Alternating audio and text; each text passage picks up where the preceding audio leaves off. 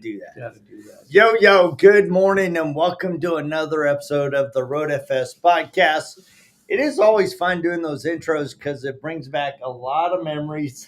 And it's also like, man, we haven't talked to that person. We haven't talked to that person. We need to reconnect. And so it's good. And you talk about reconnecting. We have an amazing guest. You guys may know him, Dan E. Williams. What's the E for, Dan?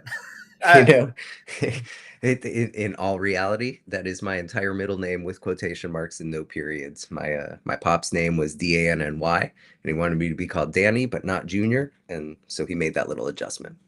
There you go. I'm like, is it Dan Extraordinaire? It is. You can make it whatever you want. It's had several different iterations over the past Well, several that's super years. cool, man. Well, we're super excited to have you on board. You have a new role at Ceramic Pro. But before we jump into you, we just wanted to give a shout out to Rashid Baker and his wife, Elise, his fiance, and congratulations, their little baby Congratulations. was born last week. 4 pounds, something else, a little tiny baby thing. She is, and she's a pretty little girl. She really is. So congratulations to Rashid, the whole family.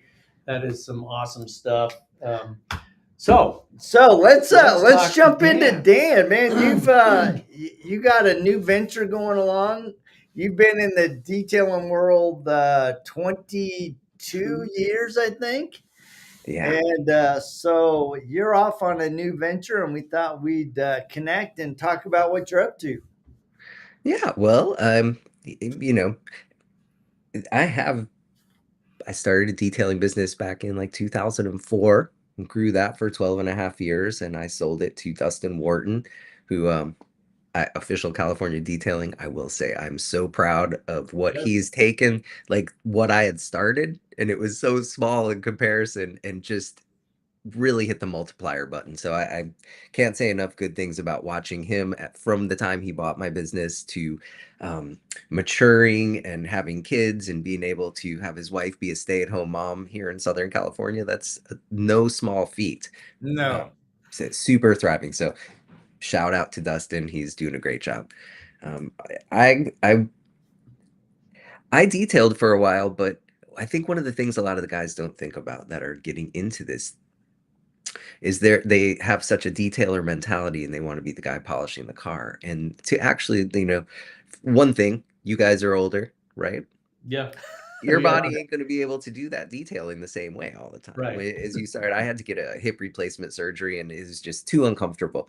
So it made sense for me to move to the next thing. And I went to work for a company, which anybody out there who's detailing, keep these opportunities open. If you have a company that you're working with and that you love, there could be opportunity for you to switch over to that side. And everything that I've done since I've started working for the supplier side, and this is the third boat that I've been on, has just been as rewarding as the things that I was doing before. So yeah, and I think that is kind of, everybody goes through a natural transition in their life. I mean, there are those people out there. There's some of the OGs that are still just killing it doing what they do.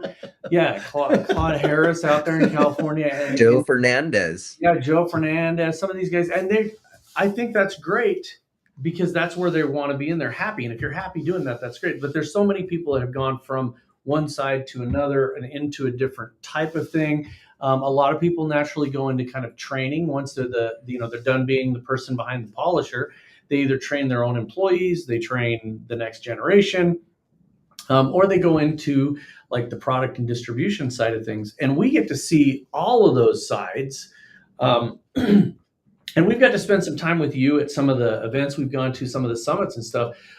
You have also a very, very knowledgeable in the business side of things. And so I'm sure that helps in your current role. So what right now as the director of dealership development, what does that mean for in layman's terms? So I came to this company specifically to help grow a new channel of business, and that it's this dealership program where it's a White Glove Concierge Program. And the neat thing about Ceramic Pro, it's a much bigger company than most of them. and they have like 250 elite dealers across the country. So we can actually sell paint protection film and ceramic coatings and window tint through F&I with third-party administrator-backed warranties. It's as easy as the dealership doesn't have to buy any product, stock any product, take up any floor space, um, or have any employees to let them down. And they can sell it right through F&I, and then it goes to one of our shops and they do the work. Yeah, and I think that that is a very it's a very growing thing. We've had a big dealership group out of the Kentucky area for a little over a year now. Big shout out to those guys, Travis Roberts and Paul Paul Kane, Kane Tim and Tim Holyfield. Holyfield. They're doing the polar opposite. So they actually have detail shops. They've hired the people. They took up the floor space, and they went in with all feet and both arms. But there's that other side of it that you're dealing with, which is more, I would say, the traditional dealership. They don't want to hire people. They want to use someone else's products because obviously, Chevrolet does not produce ceramic coating. So Well, and if we think about it too, like a PPF installer, if it's a good PPF installer, you need to pay them 110, 120, $150,000 a year. It's a hard for a lot of dealerships to wrap their head around that mentality and pay somebody in the detail department that much money. Plus, if you have somebody and you're not treating them right, they can quickly realize they can make a ton more money out on their own. So I think it really fills a need that they have because these products, like everybody gets their car tinted, pretty much.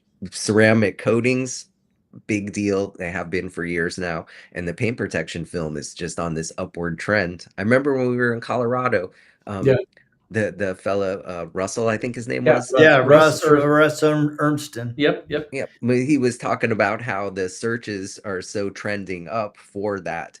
And now people are knowing it more, and this Yep. is a way for the dealership to participate in that money that's literally walking off of their lot and walking Hmm. to the aftermarket detail shop. And Yeah, and I think and ha- what you were and on mentioning. the other side, it like completely as it grows will funnel into the businesses that we're affiliated with and help them grow. I mean, it's Absolutely. huge So, on so both I have sides. a question in regards to a small detailer, right? Because there's a big debate if I'm a small detailer whether or not I should get into the dealership realm, right? Because we know that the dealership is going to pinch on pricing, they're going to expect high volumes. I mean, because they're moving cars. So, how does joining forces with Ceramic Pro help somebody like that single operator that's on the fence of getting into dealership or not? So what's the scoop there? So the work that we have funnels to our elite stores, which are larger stores that are offering these things. Mhm. It wouldn't be quite as relevant to a mobile guy. And I come from being a mobile detailer for 12 and a half years, so I have much love for the mobile guys. But they're just not really equipped to take this work and the workflow. You need a good sized shop because, in theory, if you have 5 or 10 dealerships that are funneling work to you, you're going to have an extra 5, 10, 15 jobs that are rolling through your shop as a wholesale line of work next to your retail lane. So we really focus on trying to help build the elite network of installers, and that's where that goes to. But second, I want to touch on it's completely different world in the world of Mhm. dealerships. Like there's different languages. Yeah. A lot of companies can kind of use anything as a warranty in the aftermarket detailing, but it's very heavily scrutinized and regulated by the Federal Trade Commission and the Magnuson-Moss Act of 1975 in the dealership side. And there's a whole different language that you have to speak in there.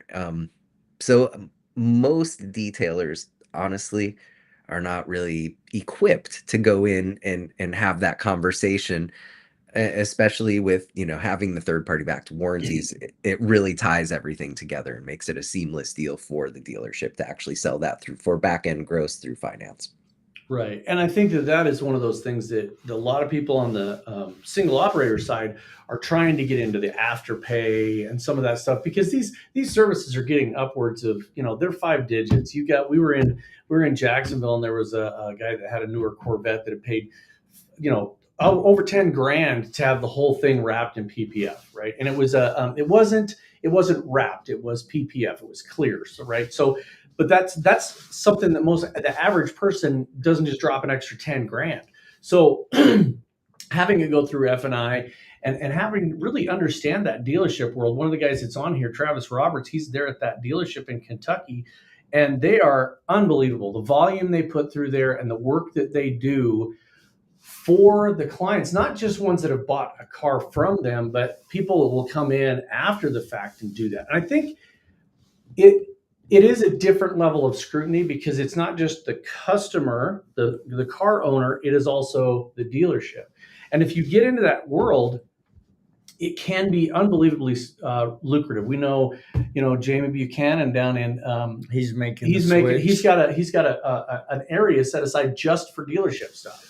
Yeah, John and Ryan in Buffalo Car Care in New York. They're some of the most successful guys I've seen in the industry, and that's their big shtick. Is they go into a lot of the West Her dealerships, and they set up and run their whole detail departments in there.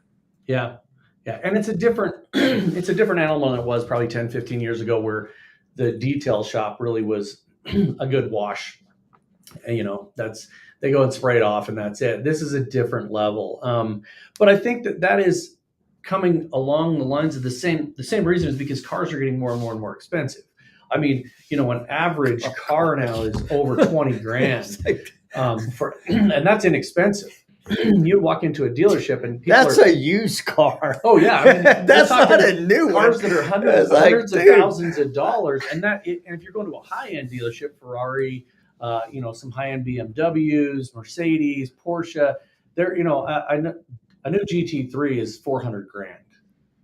It's $400,000. And I asked, by the way, I can't have one. My wife said no. So, I'm surprised you don't have your own little rod fund to buy one. I do, but I don't have 400 grand in the rod fund. Fund is down here. So that I think that's different, and it's also a different communication. And that's one of the things that I really enjoyed talking to you one-on-one when we were in Colorado for several nights while we were staying in the house, is just getting a different perspective from where you come from. And I think that is one of the best things anyone can do in this industry, is to talk to people that have a different perspective. Talk to somebody that's in a different market. Talk to somebody that's in a different role.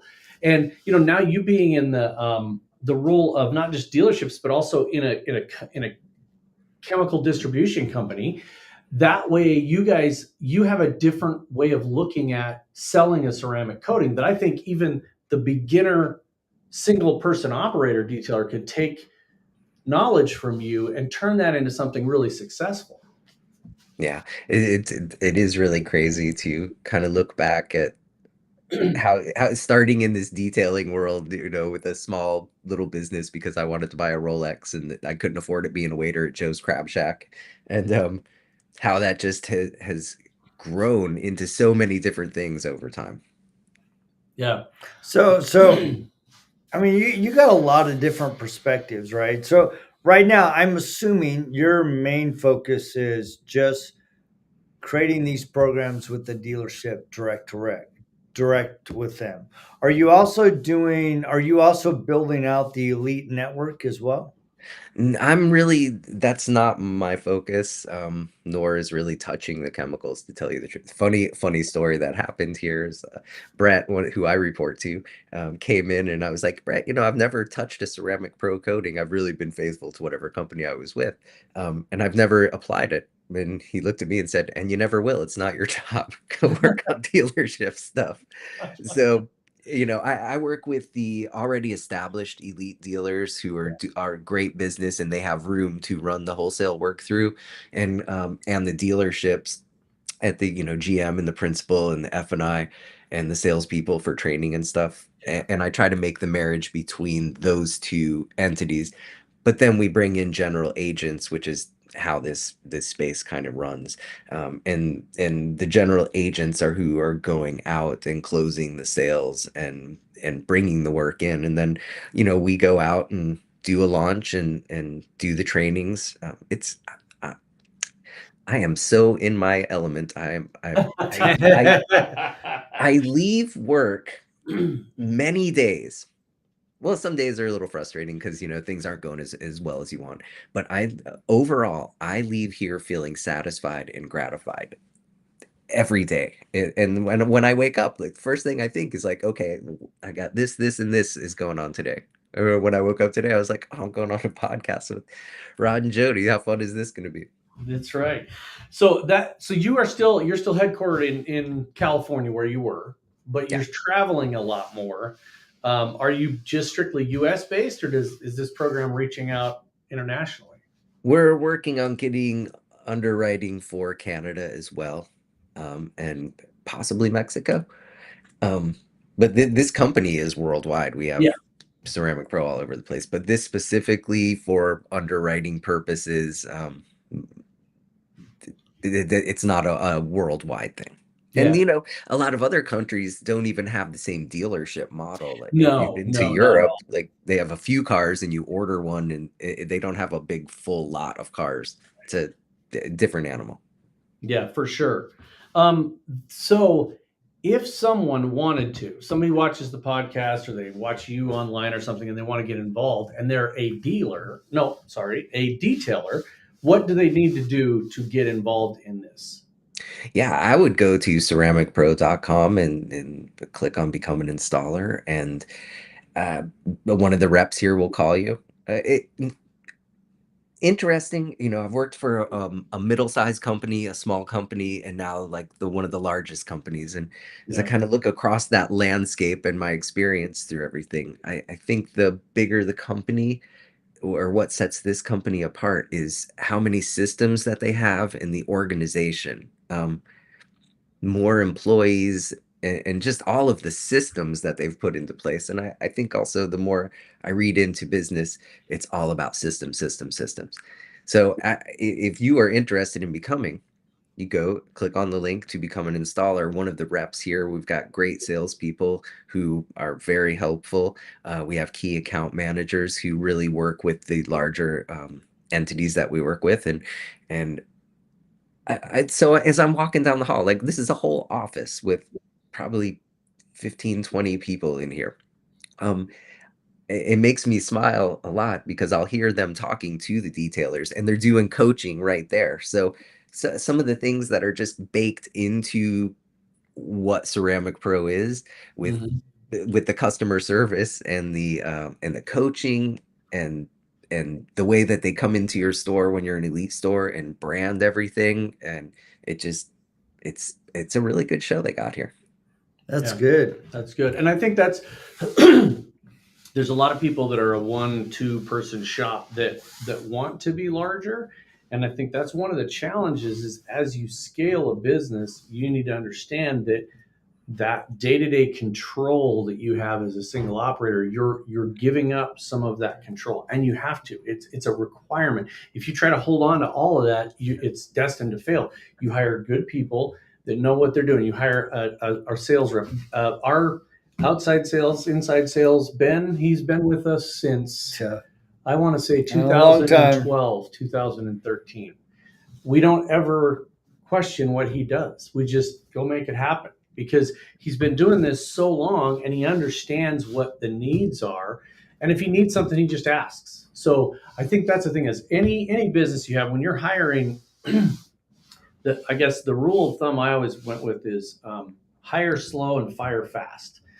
You take the time to vet somebody out, and then if something's going wrong, you've got to be able to cut that cord if they're not doing what you need to do, and it happens unfortunately. And a lot of times, you can the person if they're not really working out, you can help them to realize themselves that they need to go do something different for both of you. Yeah, it could be unfair to both sides if you don't have the right person in the right seat on the bus. You got Yeah. to get them off the bus. It can kind of spread and affect everybody that's in your organization. And that's Yep. And you just don't no have to good. run them over with the bus. You can pull over slowly and open the door. And we've done that before. There's a guy that there's a guy that used to work for us, and he called me several years after he wasn't working for us anymore, and he thanked me for the opportunities that we allowed him to get into. Because every job is something you're learning. You're learning about this. You're learning about that. You can take some of that and take it to your next place, whatever it takes. And I think that's your journey itself kind of shows that as you've moved around and done different things. It's not out of desperation, and I think that's the key to it. Is it's out of looking at an opportunity and jumping into it because it makes sense. People ask us all the time since January why we bought Detail Bookie, because there was an opportunity and we saw it as a chance to own two really good softwares that have a good following. Both of them have a really good following, and we've moved people from one to the other and back and forth. So there's always room for growth, and I think that's what you got to always keep yourself open for that growth. Yeah. So Hey, Kyle.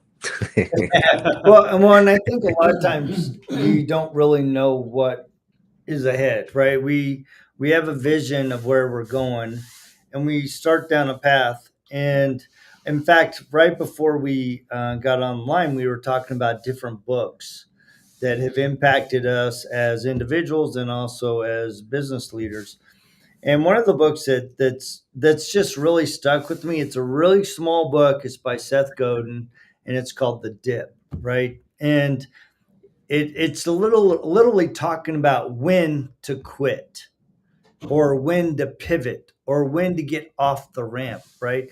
And as I've reflected on that, especially over the last 16 years that we've been in business, there have been opportunities that have come, or there have been walls put in front of us, and you can keep hitting against the wall and trying, like get caught in this circle and in a cul-de-sac and just keep doing the same thing and same thing, or you can exit and pivot and move into a different direction. And I think that's hard because a lot of times we think we know where we're going, and it's good to have a vision, but you also have to be flexible to know when it's time to pivot, when it's time to turn, when it's time to expand. And with detail, but if you would have told me 2 years ago that we would buy a competitor, I would have said, yeah, I don't see that happening. But because we were always moving forward in a vision, opportunity came that aligned with our vision and expanded that vision into even more. And so we were able to leverage that. So, as a small business owner, recognizing that you got to be open to opportunities, because sometimes just opening a window, opening a conversation, all of a sudden opens a whole panorama of opportunities that you didn't know even existed. Yeah, I think that going stagnant is a soul robber, like if you have a detailing business and maybe you're happy just doing that, but it becomes, where's your challenge? Like, what are you striving for? What are you reaching for? And to your book Dip, my Dip book would be Who Moved My Cheese, that my business coach Walt Dabrowski shared with me when I was going through a job transition a few years ago. And he gave me two pieces of advice that, like, I think of every time now. Like, don't think of anywhere that you are as like the be all end all. Just think of it as a stepping stone in the path of your career. And and if they move the cheese, you got to go find some more cheese. And it's applicable to everything in your life. If it's no good, you got to do two choices. You can spin around in circles and not go anywhere and just stagnate, or you can go out and find cheese. And for me personally, the Ceramic Pro could also, the CP could be cheese paradise, because Yeah. I'm feeling it. Well, Yeah. one, I think back to your individual detailer and example. I think a lot of times detailers, in particular, when they're starting out, they hit that second year mark, third year mark, maybe their fourth year mark, and they hit this huge dip, right? And they're like, "Nah, it's not meant for me." when in reality they were just in a dip, and if they would have dug in a little longer, they would have climbed out of the dip and seen that they were on track, right? Yep. So having the wisdom to know when you're in a dip versus when you're in a cul-de-sac and just stuck. Yeah. And it's interesting. You mentioned the books beforehand, and I want to make sure we mention a lot of these books that we're looking at. Each book has a different way of looking at it. Yeah. And some of those books, they talk about those dips. Everybody thinks your business is going to have this really smooth upward curve. They don't. People don't understand that. You're going to take some ups and downs. It's like the stock market. We had a month where we sold. I think we sold 12 new customers in a single month. And then the next month, 3 backed out, and 2 more joined, and 3. You're constantly going, and it does. If you look at it from a distance over time, it definitely has a curve. You should have that curve in your business. You should be growing, because if you're not growing, you're literally stagnating. But people have to realize that you're going to take steps backwards. At the time, it seems like it's a negative, but it's not. It leads to a new thing, right? I mean, you're exiting your first business. Some people would be all depressed and, oh, I was a business owner and now I'm just going to work for somebody else. But it's led you to where you're at right now in cheese paradise. So, so let's talk about some of those things. So books that you would recommend business owners get. One of them is The Dip. I love The Dip. Yep. Find Your Why is another one by Simon Sinek. Yep. And then you've got 2 of them you mentioned. Who Moved My Cheese, and then there was one other one you were talking about. Yeah, well, Marcus Aurelius' Book of Meditations, Stoicism. I think I just made a post about this a few days ago. And if I could go back to a young Dan Williams and tell him a few pieces of advice, that would have made things a lot smoother along the way. Getting into that Stoic philosophy just makes so much sense to me. It's so calming to me when I've got trouble. I probably say to myself every single day, you cannot control anybody or anything on the outside events. The only thing I can control is my reaction. And that's probably, think of the people that you see on Cops that are getting arrested, like the guy with no shirt and he's outside belligerent. Yep. He didn't get that message. Right. And I think that what people don't get, though, is that you can always pivot, right? For the most part. There's a couple of things you can't pivot from. Death. I would say death. That's one. Lifetime prison sentence, probably not going to pivot from that one. But you can pivot from a lot of things. And, I agree. There's a lot of things I would have told myself. Well, actually, if I could go back and talk to a young Rod Pusey, I would say things like, don't jump that motorcycle over that canal. It's going to hurt really bad. So if you Did you Evel Knievel? For sure. Lots of things. Cars, motorcycles. A lot of stupid. There was a lot of stupid in those days. But I think the main thing would be is to look at your path as ups and downs. And if you're not on an up, it's like, okay, what do we need to do? That's what we always come to. That is like, if you're sitting in a situation and it looks like you're laying flat on your back, don't just flail. Look at it and say, okay, what can I control? What can I do in this situation? Sometimes it's just cover up because the shit's going to flow. And sometimes it is, okay, we can pivot over here and we can take the loss and move on. But you've got to make those decisions. You're constantly like video game stuff, right? We're all playing Frogger every single day. You're trying not to get run over and you're trying to get to the other side. Forward, back, sideways, right. up. I think one of the biggest things, I'm a 56-year-old man, so it's not like, I'm just now getting these lessons understood, but like being able to control your emotions, you're never going to be winning at anything if you cannot control your emotions and you're flying off the handle and just reacting to things. And I spent a lot of my life being that kind of that person. You're just never going to win the argument when you can't control your own emotions. And you speak when you're trying to speak and you're in high emotions. You're probably going to say the best speech that you wish you'd never said. Yep. Yep, I've been there before. That's another one. Been there. There's wisdom in that one, man. Yeah, when you're pulling the pin and throwing the grenade, it's not. It's really too late. It's too late. So, but I think that's the thing is that is very, very hard for a lot of people. And we're similar in age, but there's things you learn along the way, and you're like, that's really not effective. It's never led me to a good place to do that thing, to be highly emotional, or there's people out there that are still getting in fist fights when they're 50 years old. That's probably not going to get you in a good place. I mean, it's just not. So I think taking a look at yourself, and that's what your reflection, right? The meditations and things like that. Some of those books are very, very helpful for you to just take a step back and look at yourself in the mirror, and kind of evaluate if you're not where you want to be, why? What am I doing? What am I doing that's causing this? Don't look for an outside source. It's his fault. It's their fault. It's this. No, look right here. What are you doing that is either not helping you get where you want to be, or is holding you down, holding you back?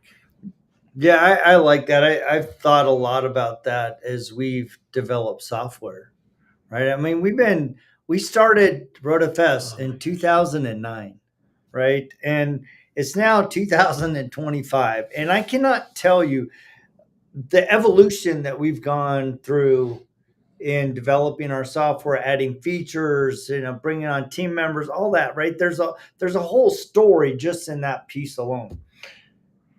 But I know that, like, a lot of times, especially when new players came into the market, people were going to go, they would come to us, well, what are you going to do about this player? And how are you going to do that? How are you going to respond to that? And I'm like, them entering the market actually helps me, because it's causing the consumer to ask more intelligent questions and to really look at their business. Because for years, Rod and I were waving the banner of CRMs, and people were like, I don't do computers. I don't need that stuff. But there were in some situations where people came to us and they went to a different software, and it'd be easy to go, well, they're undermining us, instead of going, all right, what didn't we have that they needed?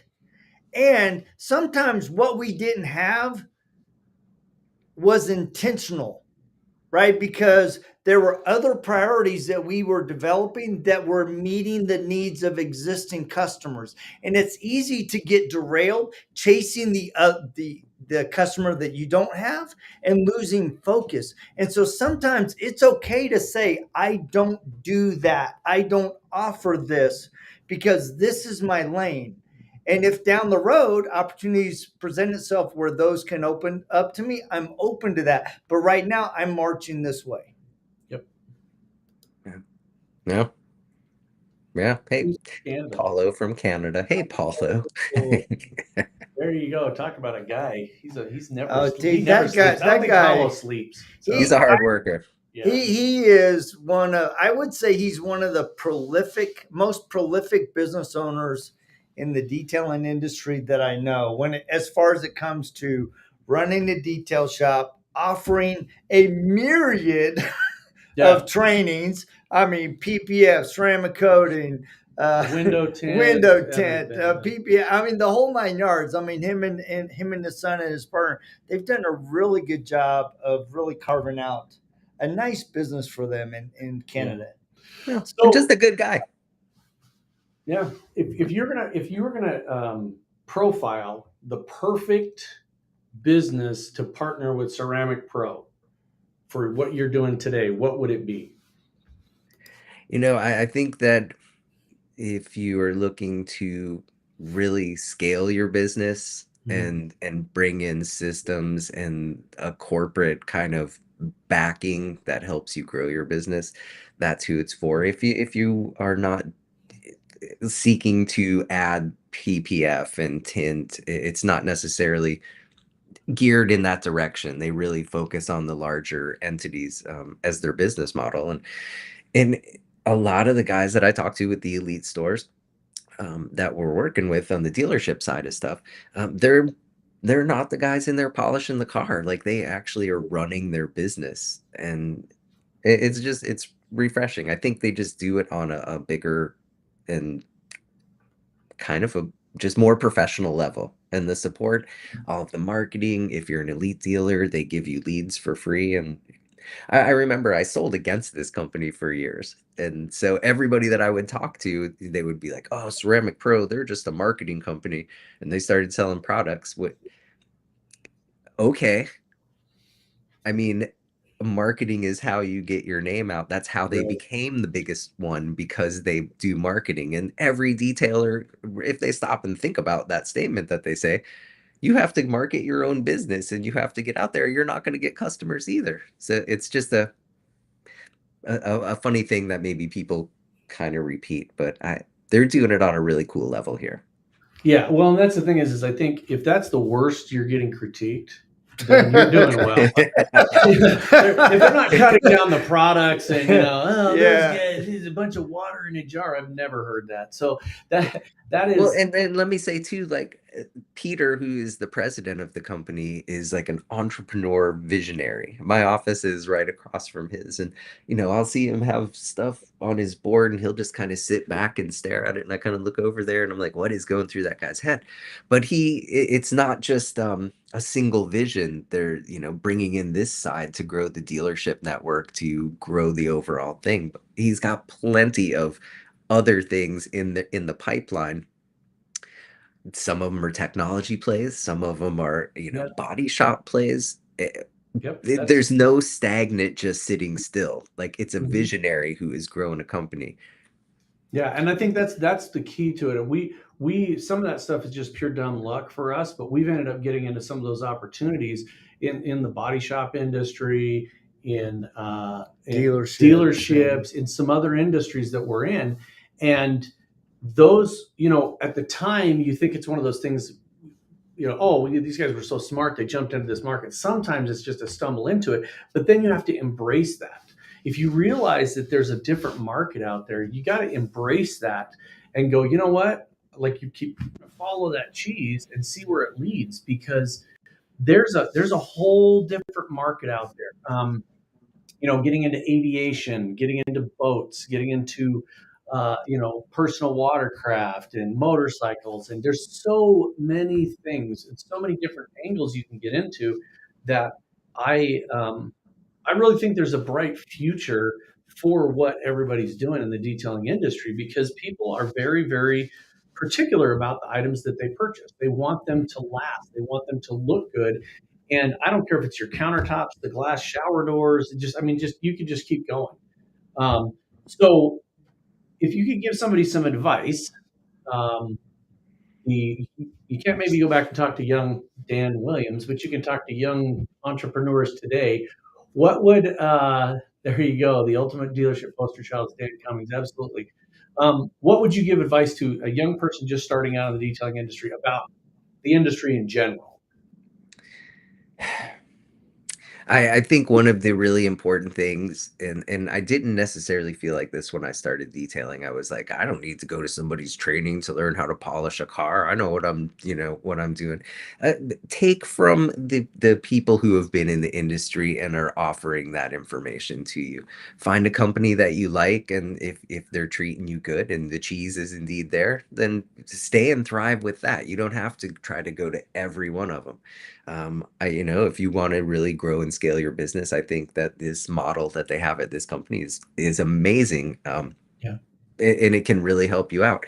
Um, don't you can this is one that I really do enjoy listening to and reading business books and philosophy, Stoic philosophy, and so many detailers. You have only so much time in your day, and if you're going to be out there polishing a car, you Hmm. can put in music that makes your booty shake and makes your face smile, or you can listen to good podcasts or listen to books, and that is going to keep feeding your brain. And I think that's at my core. What really drives me is to always be trying to grow and learn and build. And if I'm sitting still and I'm not satisfying that part, then I become unhappy and bored.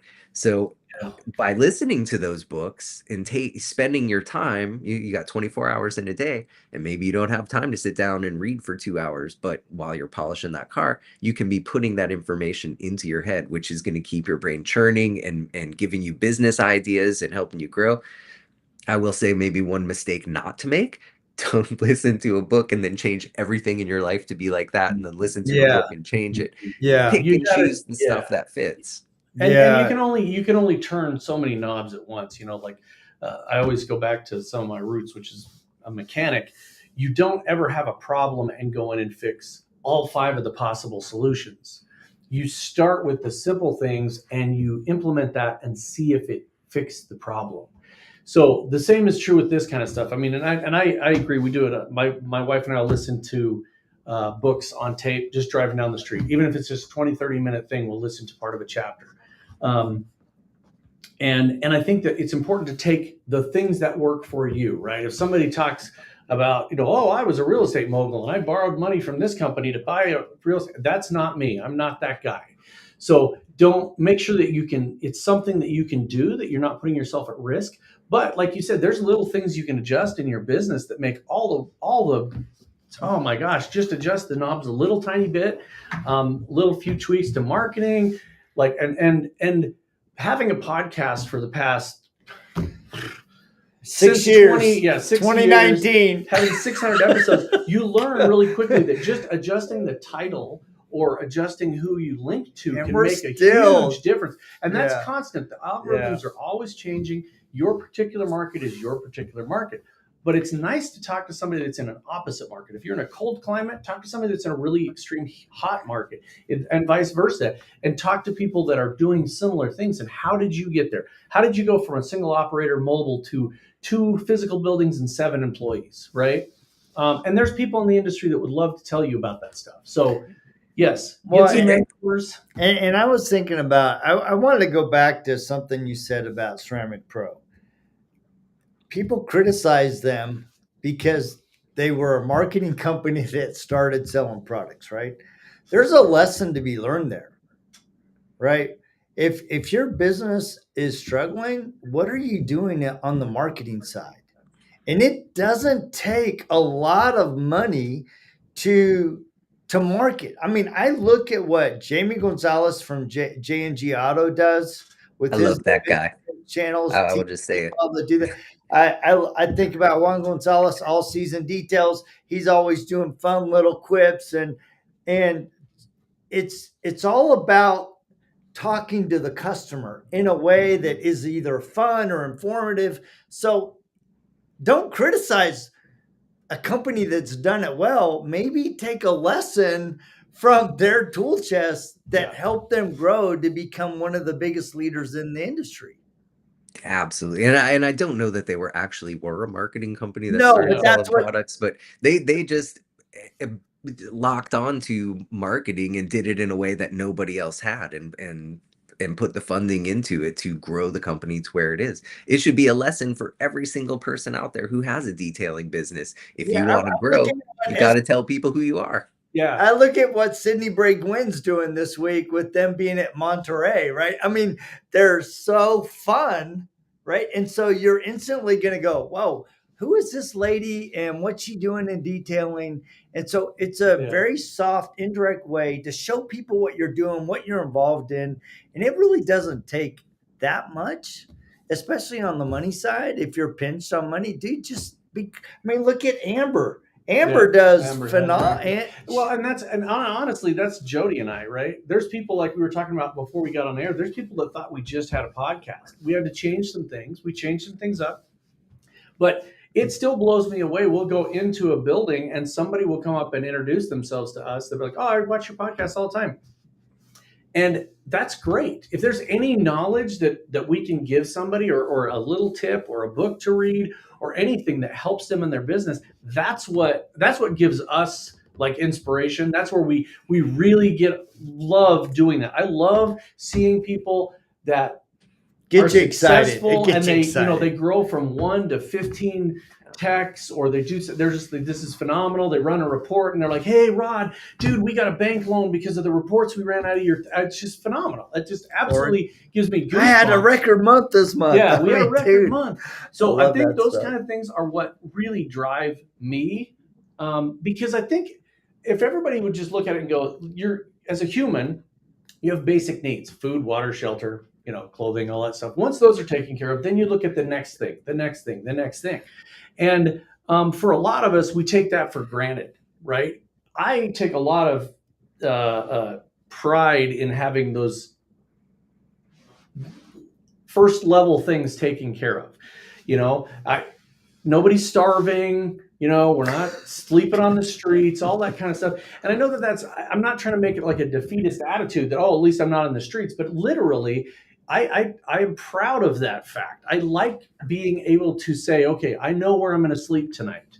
And that gives me, I don't know, kind of level set, puts me where I'm like, okay, we're okay. We're not going to die today. Right.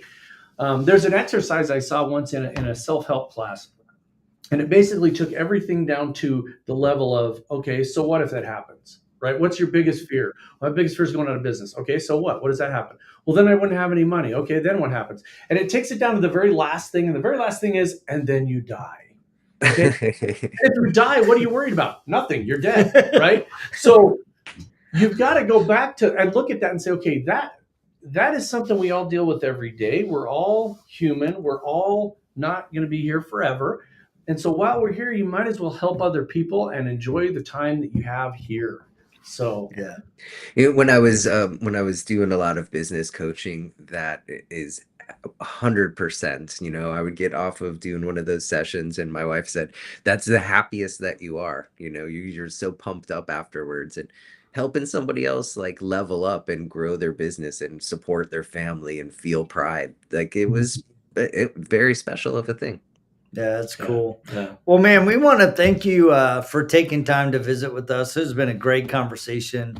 I think a lot of people don't know everything that Ceramic Pro does. So it's good to get that kind of other side, right? Because there are so many opportunities for you in your business. It's just which one you want to pursue. Yeah, and dedicate yourself to for a while, right? And sometimes it's hard. It's like, oh, dude, I want to do that. And it's like, whoa, slow down.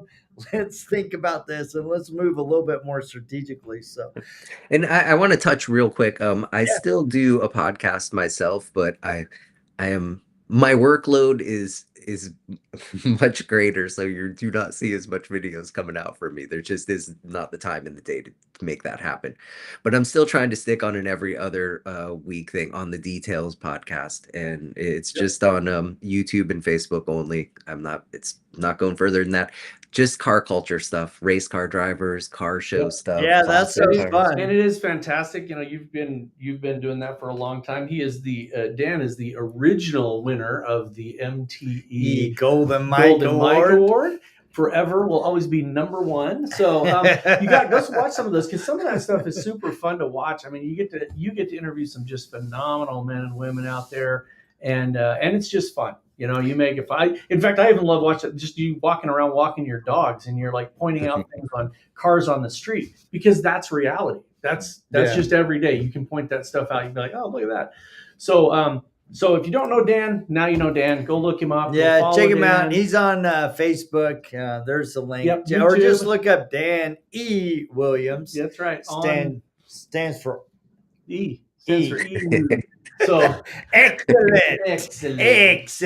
So all right, guys. Anyway, guys, thank you so much for tapping in. As always, we're here every Thursday. We try to have amazing guests, whether they're suppliers, vendors, detail owners. We have some great guests lining up next week. We're going to have Richard Hutchins. He's going to be here talking about the show. Right. I've also talked to the president of Angel Wax. And then Rod and I are going to be on the road. So September 4th, 5th, and 6th, we are going to be at RoadFS. There is a 3-day training with RoadFS. the leather repair company with Paolo and us, yours truly. And then the following week, we will be in Indianapolis Two for different the locations. Aviation Detailing Association training in Indy. And then we will be at Bugco, our good friends, Salt Lake, with Shad Stoker. and the same week, and then the week after that. I don't even want to We think are going that. to be all over. So, September is a huge travel week or month for us, so look for some lives from other locations. And thanks for watching. Yeah. Really appreciate it. Thank you, Dan. Thank you guys for tapping in. We'll check you next Thank week. you. See ya. And of course.